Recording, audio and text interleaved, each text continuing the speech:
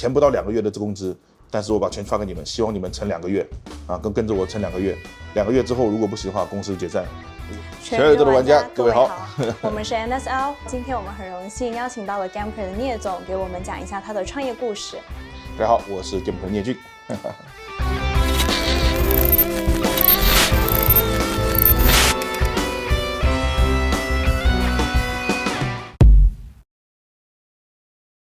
您以前是游戏美工出身，然后您做过游戏设计，然后听说你还玩过剑道，开过赛车，然后您方便介绍一下在成立 Gamker 之前你的一些经历吗？其实就是也没有说很夸张，因为我就是可能不怎么爱学习吧，不怎么爱读书吧，所以就是花了很多时间在做别的事情，然后但是也没有说很夸张。然后我本身就是学美术出身的啊，所以美术是我的本身就是我的职业。那然后到现在我也是很喜欢搞设计啊、画画什么的，然后在游戏开发这个领域我也是从事美术的，那所以美术和游戏开发这其实是重叠的嘛，啊，然后剑道呢是因为从小就我们家里就练武术啊，我父亲然后都是练武术的，那就跟着父亲学，从小就练各种武术，那我个人就比较喜欢兵器一点，所以什么各种兵器我都练，然后最后发现能够真正对打的兵器，就是不是用点到为止，不是摆那个套路的兵器，就只有剑道和击剑了。那我个人觉得比较喜欢剑道，我就选了剑道，然后练了很多年，就仅此而已，也没有说很夸张。然后赛车是因为我又从小就喜欢赛车，玩游戏嘛，那就很喜欢赛车游戏，所以一直很憧憬赛车。然后有个朋友他自己是有车队的，那无意中成为好朋友之后，就帮他的车队搭建赛车模拟器，然后搭建构建赛车的数据，各种东西也不是很专业，但是最近开始慢慢接触专业赛车，啊，但是反正总的来说就是可能外面很多人会传说，好像我是个富二代还是什么的，就好像说就有很多很夸张的生活，其实没有的，就不管是美术那是我的职业嘛，那其实是靠这个来赚钱的，那。不管是剑道和赛车都没有花很多钱，都是剑道就是那个运动吧，那花不了多少钱。那赛车是别人花钱，我朋友花钱，所以我只是蹭一蹭而已。所以别人觉得好像工壳是一个富二代组建起来的感觉，其实完全没有。我们家虽然还算不错吧，是小康吧，小康达到小康之上一点点，但是完全不到富二代这种夸张。然后也是不管是公司的建立啊，还是个人的生活啊什么的，父母也没有钱跟父母要钱，倒不是我不想，而是父母确实给不了那么多钱，所以没有什么外面传的那么夸张啊，就是一个很普通的人，只不过爱玩这东西而已。虽然您以前在 Vplay 有介绍过，但是您可以再跟我们的观众讲一下，当时你成立 Gamker 的一些契机，还有说为什么你开始决定创业，还有你是怎么筹集资金的呢？其实一开始我就挺想要开发游戏。那我以前也是在很多商业游戏公司工作过，那后来想要开发自己的独立游戏，但是那个时候独立游戏还不像现在那么的火，不像现在你只要有一个原型就可以开始开发了。那个时候要找到人开发独立游戏，那筹集这个资金很难。那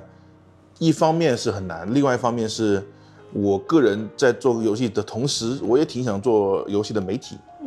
就想要，因为我那时候觉得，特别是那时候自媒体刚兴起来嘛，那我会觉得，好像自媒体行业比较少一些比较，正经一点的，正经一点的把游戏内容和文化就表达出来的一个媒体，更多都是搞笑、搞怪，或者说是那种，那种喷的为主的，还有那种玩实况。对，所以很少是就。这么说吧，那些搞怪的喷的也好，倒不是他们不好，而是他们更多是面向于本身就是对游戏很了解。你想要看懂那些人喷，想要看懂那些搞笑的，包括直播的，本身就是对游戏有一定的了解，所以才能看得懂。那我想有点想做一个，那时候想做一个面对游戏不是那么了解的人群。那当时有这个想法的原因是，之前也一直挺喜欢游戏媒体的。所以也有去投稿啊，给一些游戏杂志啊，包括我们现在很熟悉的游戏剧什么的他们也有采用我们的采用我之前写的东西，包括这些论坛什么的。所以后来有一次是，也算是找资金吧，想找资金，想要支持我开发独立游戏，然后这个事情不顺利，那总不能闲着没事干呗，我就一边找一边就刚好那时候开始直播玩游戏。既然别人开始直播，我也开始直播玩游戏。那我直播玩游戏的时候呢，跟别人不一样，就是别人就是一直通关，那我会打了一半时候会突然停下来，跟那个看我玩游戏的人说，哎，你看这个地方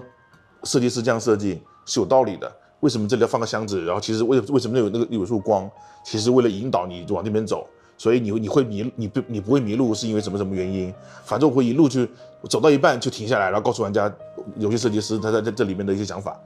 然后就后来很多人就说，哎，没看过这样的直播啊，大部分直播是一路冲啊冲的，你只有这样的，这是唯一一个直播是，反而玩是玩到不差，但是呢会经常停下来不玩，然后就看场景，然后告诉很多设计理念，他会觉得很新奇。那后来就看的人越来越多了，然后听的人越来越多的，然后慢慢那些人就发现说，要不然你别玩了吧，你就说就好了，因为玩游戏一大堆人都玩，但是说这个很少。要么就别玩了，因为我一边讲解一边说的时候玩的时候就容易出错嘛，就容易被打死，就容易重来。所以后来我发现啊，原来观众是喜欢听这种内容的，不只是说一定要玩。那我就开始停下来跟他聊这事情。后来聊着发现，既然有时候有些人会要求你重说一遍，有些人是慕名而来的，说哎，我听别人说这里有个很好的节目，然后我今天也来听听，你能把昨天的内容说一说吗？我想对昨天的事情很有兴趣，我才知道哦，原来我们这种形式其实并不适合直播，因为直播是信息流嘛。那我们这种形式适合让别人不断重复去听。有些人可能学习这方面的，像听到有灵感了，想听完之后下次还想听的时候，那所以从此我们就改成了录播，那就变成正儿八经的一种节目的形式，把我们想表达的游戏的设计理念去从录播方式说出来。那我就这样子，哎，刚好自媒体那时候也挺火的，我就干脆自己一个人就先在家里捣鼓了这样一个 logo 品牌，就是毕竟要品牌嘛，就把 logo 公司名字频道名字全都想好了，然后就开始正儿八经去运作这个 B 站频道吧。啊，那时候还在优酷开始，那时候还没有在 B 站。对，然后之后就看的越来越多，慢慢才想要说把这个频道做大。那但是心中还想的是做游戏的，那做频道这个只是一个，当时顺势而为吧，然后也没想过那么多。但后来发现哦，原来做频道这个事情也能帮助我们，把游戏的想法做出来啊，就是因为我们做频道了，慢慢出名了，然后也有很多游戏有同样理念的人会来找我们合作什么的。那包括资金相对来说容易找了，那之前我们有想过找什么投资啊，包括真的一些大型投资，什么真格基金啊，什么红杉资本啊，都联系过我们，啊，我也联系过他们，都不看好这个独立游戏的项目，也不看好那个 B 站频道游戏频道这个项目，刚开始是这样子，但是后来就是说，坚持吧，把坚持做下来之后，到了后面就再找朋友，包括我们，开发独立游戏啊，都是有朋友做前期支持，那我自己也拿公司赚了一点钱，投了几万块钱进去，做了个早期原型的一个早期的原型切片，我们叫做把我们的想法中间一小块做出来，然后拿出去给外面有可能愿意投资独立游戏的资本看一下，因为那时候独立游戏开始好起来了嘛，然后很快就随着我们的名声在这里，所以很快就拿到了资本，对，就开始虽然也不多，但是能够开始维持我们运转以及开发独立游戏。那您还可以再介绍一下，就是您是怎么遇到这些志同道合的小伙伴吗？因为看到其实您的公司还挺多人的。对，我们现在将近20人吧，基本上都是看视频招过来的，对。然后因为我们开始要团队化的时候，只有前期1-2个人是我去对外招的，对外招的话，然后但是我也会找玩游戏的人。然后之后的所有的小伙伴都是看视频招过来的，我没有在什么视频那个招聘网站做任何的信息，我们只在视频里说下，然后就有很多人投简历，然后怎么说呢，也不能说，因为我们的体量很小嘛，所以投简历的人很多，我们有最高峰的时候说一天达到几千封有那个信件，所以我看不过来，那最后能招进来的都肯定是能力不错的，但是你说几千个人里面能力不错的，其实也有几百个人呢。那几百个人里面我挑几十个人，甚至挑一个岗位挑一个人也很难挑，所以到最后其实有一点运气成分，所以很多人落选了，不是说你能力不行，是有点运气成分。可能这个人离公司近，家里住的离公司近，然后这个人有点关系，好像原来是认识的，反正各种原因都有点运气成分在啊，跟也不一定是能力问题。然后所以都是，然后包括投资人也都是看我们视频的啊，所以说就这个还是对我们帮助很大，这个东西。您在最近的视频里面有说到 Gamker 的发展历程，然后在您看来有哪几个关键点呢？就是比较重要的呢？对于 Gamker 这家公司来说，第一个关键点就是正是团队化吧。就一开始15年的时候，只有我一个人在家里，然后在我自己家里，然后用家里的背景，在那时候还是一个小作坊的形式。然后真正的一个关键点就是16年的底吧，16年底10月的时候正式团队化，正式注册成公司。然后开始招一两个，就两三个人，啊，然后那时候还是在个小酒吧的小仓库里面，对，特别惨的在里面就工作，但虽然环境不好，甚至比在家里环境还恶劣，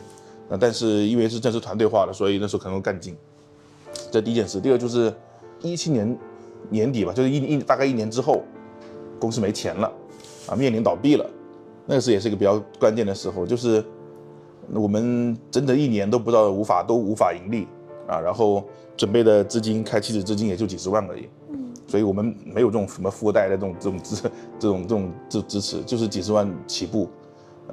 筹点钱几十万起步，然后很快第2年1年之后就烧光了，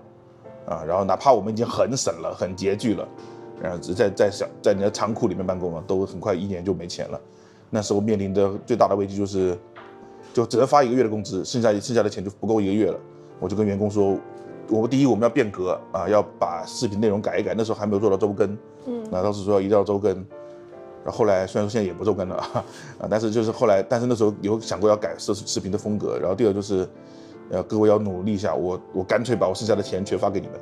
钱不到2个月的工资，但是我把钱发给你们，希望你们撑2个月啊，跟着我撑2个月。2个月之后如果不行的话，公司解散；如果行的话，我们再想办法，我们再继续留下来。啊，当时小伙伴都还挺支持的。所以虽说是2个月，但其实1个月之后我们就开始盈利了。然后开始盈利那时候是我们主动去有对外放出这个信息，但是没有找。然后后来各位也知道，找到我们就是汽油联机宝啊，我们的贵人，然后开始就给我们就签了一个大单，然后就开始运营。然后所以前期那个很关键时刻，其实也是因为有了汽油联机宝这个大单之后，别人才知道哦，原来 Gamker 有帮忙做推广这个价值，有这个能力，所以之后的那些广告就找过来了。那其实那个很长一段时间我们就靠这些广告存活的。其实到现在未来肯定是转成游戏做收入嘛。那现在也还是要靠广告来做些支撑。对，所以那是一个比较大的一个转折吧。那第3个转折就是因为慢慢做大了，然后也有了人的支持，然后也有些朋友确实看好，那就后来就朋友愿意投资我们。对，所以虽然也不多，也就100万左右啊，但是对我们来说就已经很放松了，很轻松了。就每个月，其实在过去之前是每个月都能赚钱，挣的钱呢稍微亏那么一点点，但是就很拮据，很紧张，下个月好像又怕过这个月发不出工资了啊。但是有人支持，因为他们觉得这个东西是有价值的，是包括我们之前的档案馆都是有人投资的，他们觉得这种有价值，以前没看到价值，现在看到价值了，所以就会愿意投资我们。那至少不能说大富大贵发大财，但至少，行业不会让我们这家公司倒闭了。那他们会让我们继续把这个价值发挥出来，让我们去寻找更大的盈利点。就是您作为 CEO，您是怎么成为时间管理大师，还那么有时间去玩游戏呢？就是您看大家就是社畜，大家回家只想躺着。就我也希望成为时间管理大师啊，就我也很敬佩某个人能管理那么好啊，但是其实也不能说是管理的好吧，而是你一旦有了团队之后，你会分工啊，会把游戏开始就分给别人去做了。以前会自己做的，比如自己剪辑，现在我完全不碰剪辑了。以前是自己一刀一刀剪出来的，那现在会丢给别人剪，然后那别人剪完之后，我会最后可能做一些自己感觉润色啊，自己稍微调一下，但是已经不会花太多时间了。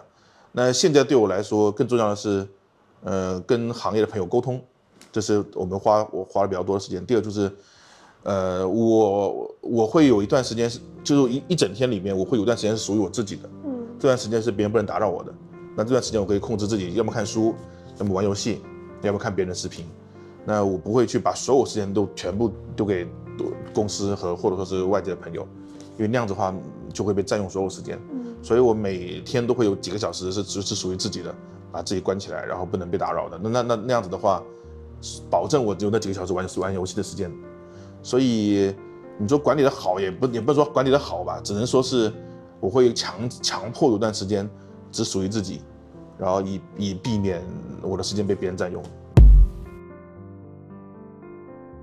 那对您来说影响比较大的游戏有什么呢？比如说你有没有个人比较喜欢的工作室，还有制作人等等呢？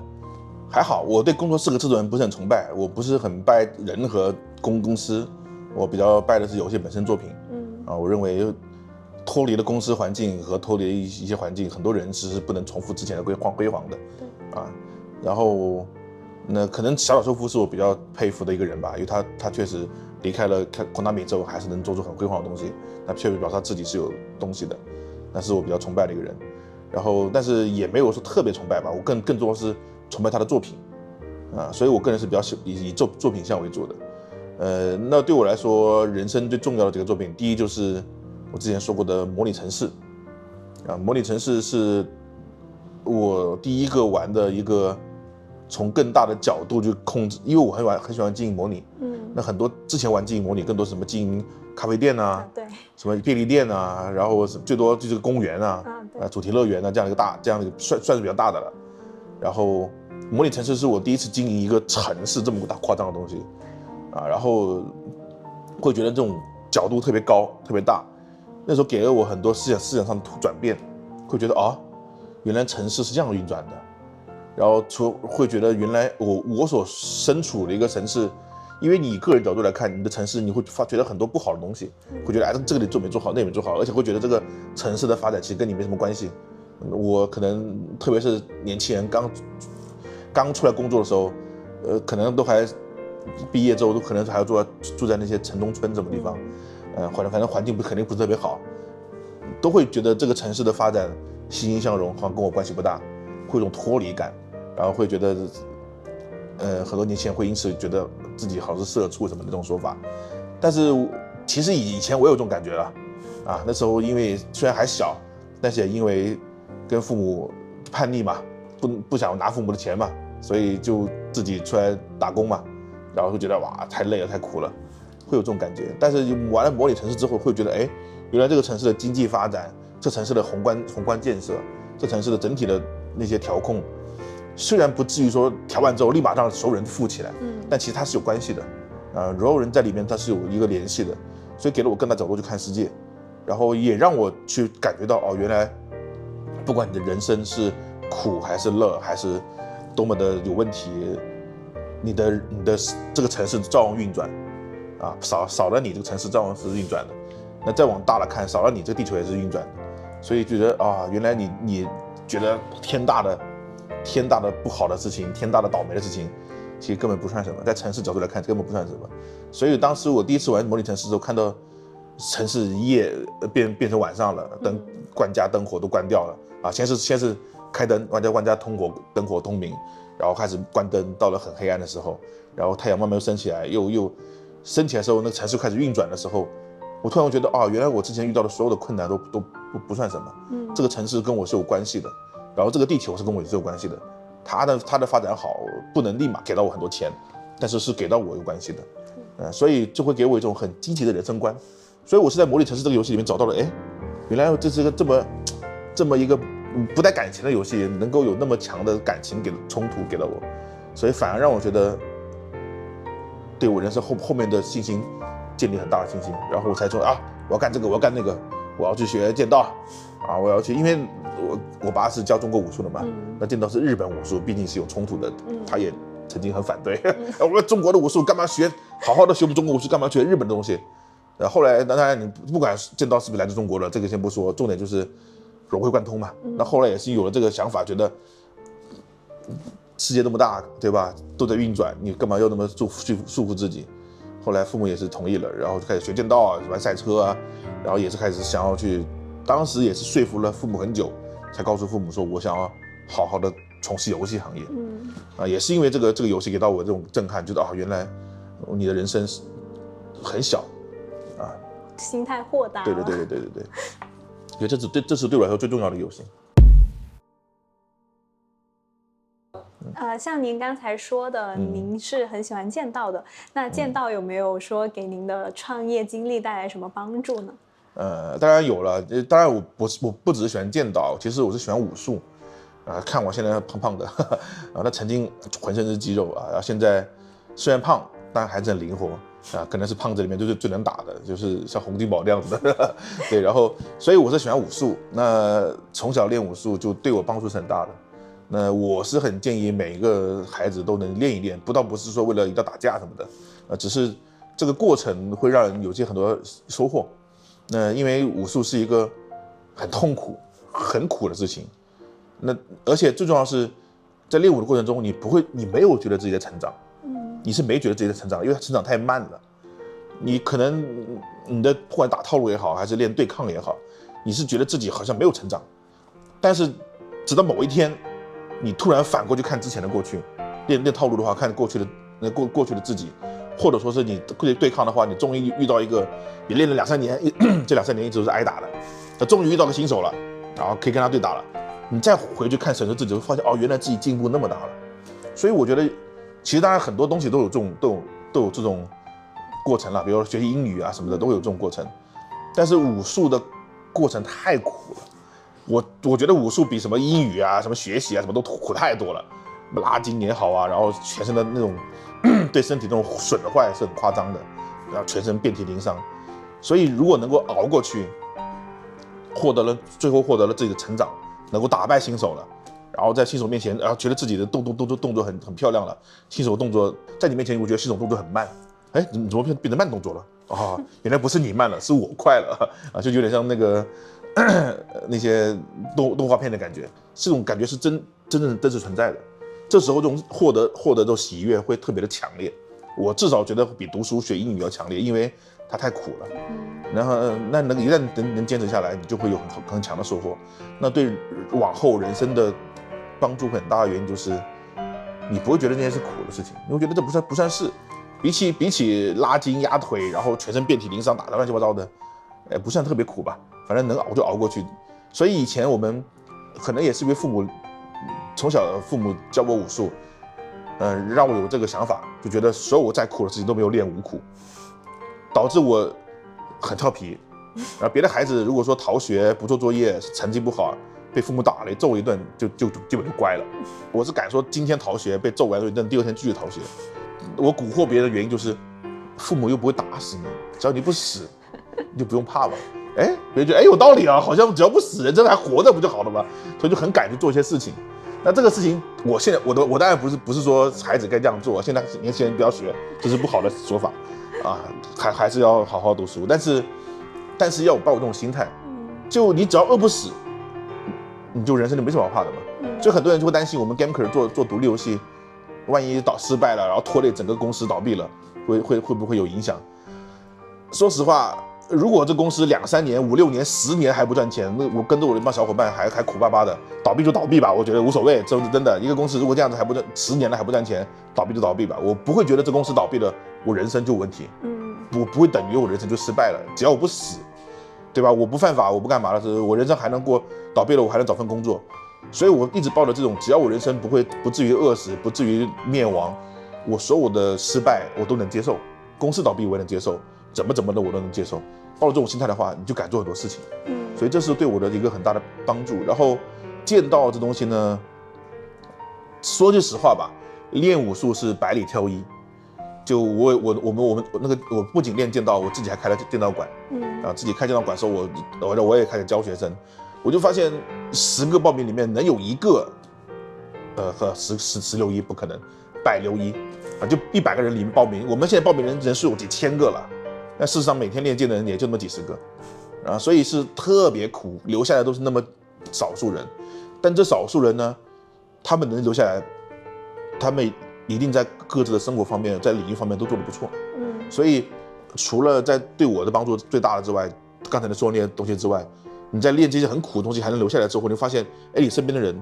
原来都是挺厉害的人，因为你会发现，哎，这方面可以合作，那方面可以合作啊，原来你是这个大公司的总裁啊，原来你是这个公司的财务经理啊，原来这些留下来练剑道人，练那么久的，因为吃苦吃到现在的人，在社会上都有一定的地位和能力，那对我在公司上的帮助也挺大的，这个也是我觉得参与这些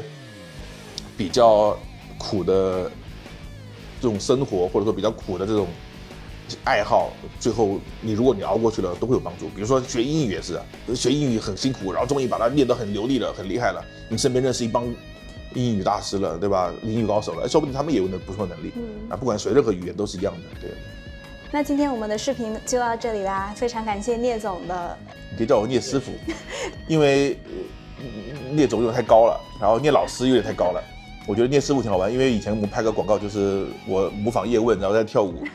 然后师傅又有点尊重，但是有点尬玩，有点开玩笑的形式，所以就叫聂师傅我觉得挺好的。对。好，那我们谢谢聂师傅今天的分享，我们确实学到了很多，然后也请大家关注我们的频道，然后如果大家有空的话，可以去万物破园坐坐，然后本人做过，非常的不错。然后谢谢各位的支持。那 NSL 跟 Gamker 永远与你们同在，同在，拜拜。